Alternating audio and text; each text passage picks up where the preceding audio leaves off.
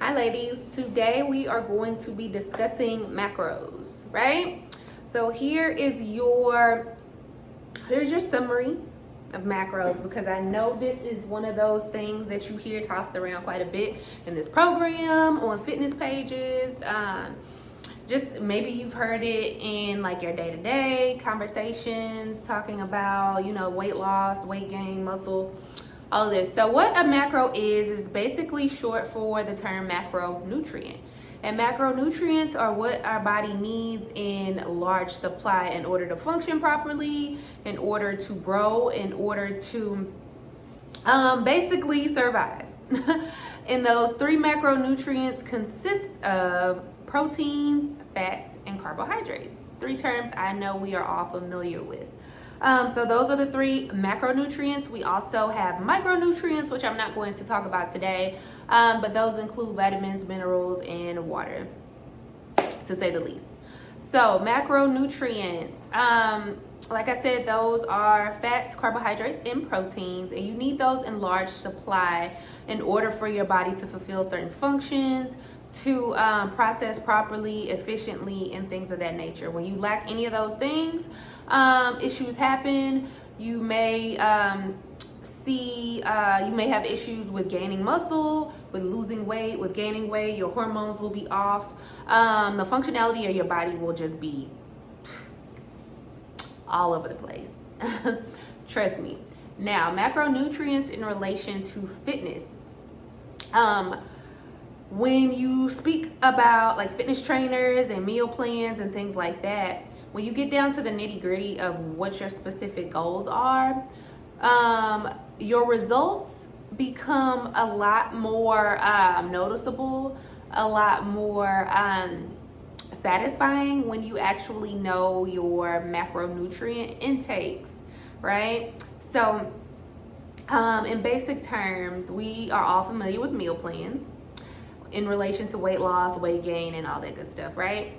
And you've always heard the term calories, calorie surplus, calorie deficit, tracking your calories, counting your calories. We're all familiar with that, right? So the basis of that is, if you want to lose weight, you got to eat in a calorie deficit, which means you need to eat less calories than your body uses, right? And then you need to eat more calories than your body uses if you want to gain weight. Makes sense, right? So say for instance, take me for example. I am 5'7", I weigh roughly around 158 pounds on average. And say my goal is to maintain or gain a couple pounds in muscle, right? So if I wanted to break down, okay, in order for me to gain, let's say I'm 158, I want to hit 165, and I want to be mostly muscle, gain a little bit of fat, right? So in order to hit that goal, there's a scientific calculation to break it down. You can also find calculators on the internet for free.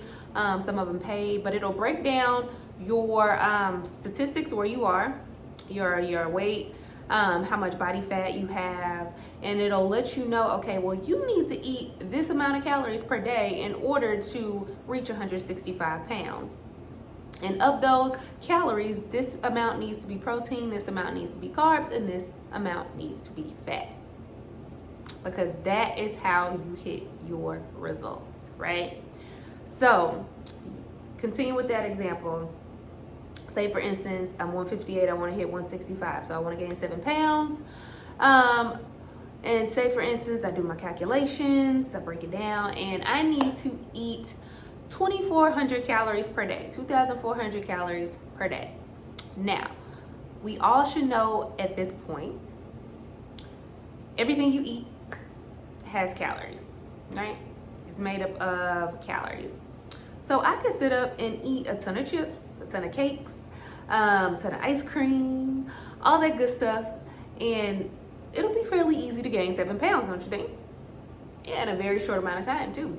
In the next week, I could gain all of that just by eating all the stuff under the sun that I enjoy, right? But imagine how I would actually look. Imagine how I would actually feel if I just ate hot Cheetos, Little Debbie's cakes, Chobani ice cream, all the stuff that I know I don't need, right? I would feel like shit. I'd be very lethargic, and I would gain a lot of weight, and it would just go everywhere. It wouldn't be proportioned. It would go all to my face. It would go all to my arms, my stomach, my gut. It'll be everywhere, right? So I need to figure out, of those 2,400 calories, in order for me to be functioning properly, in order for me to reach my the best health possible, in order for me to reach those goals in the healthiest way possible, how do I need to break down those 2,400 calories?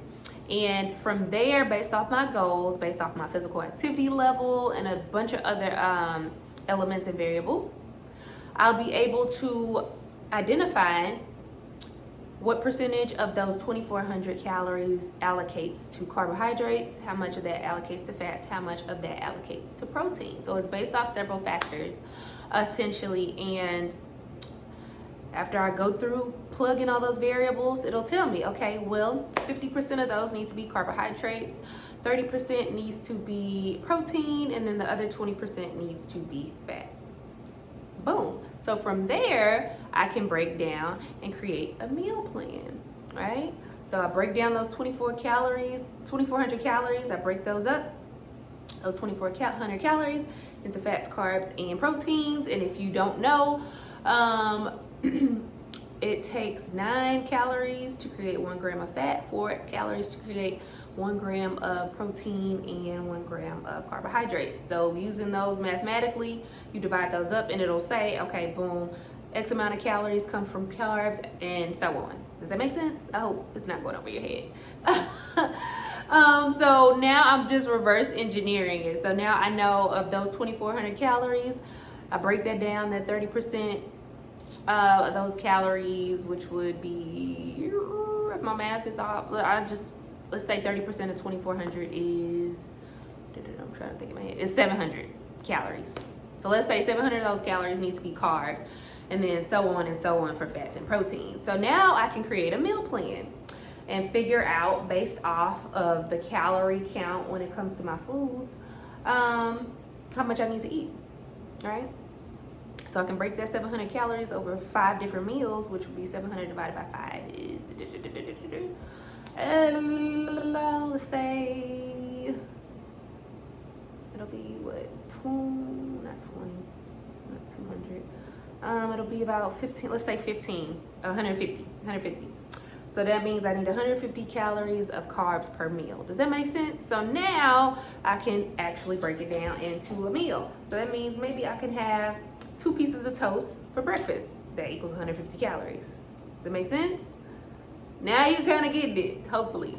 Sometimes when I explain things, it doesn't come out how I would like it to. But that is the premise. I hope that makes sense. So that essentially is the most basic explanation of what a macronutrient is. So if you ever heard the term macro, then you know to think of 3 things: protein, carbohydrates, and fat.